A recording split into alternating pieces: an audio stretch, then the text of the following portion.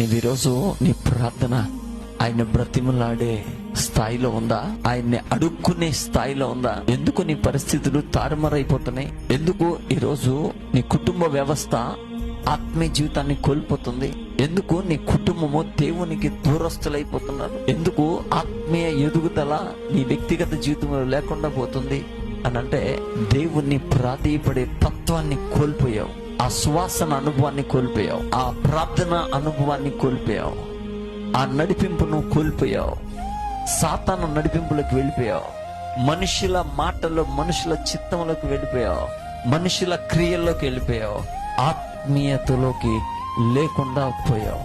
అందుకే వాక్యం అంటుంది, మొదటి అనుభవంలోకి రావాలంట. దేవుని నడిపింపు ఏంటది?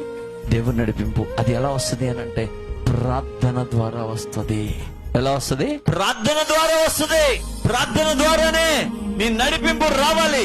ప్రార్థన ద్వారానే నీ విశ్వాసము బలపరచబడాలి. ప్రార్థన ద్వారానే నీ కుటుంబం కట్టబడాలి. ప్రార్థన ద్వారానే తిరిగి మరలా నాటబడాలి.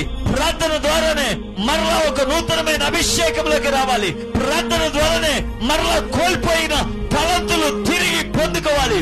మరలా ప్రార్థన వలనే ఆశీర్వాదాన్ని సంపాదించుకోవాలి. ప్రార్థన వలనే మరలా తిరిగి అద్భుతాలు చూడాలి.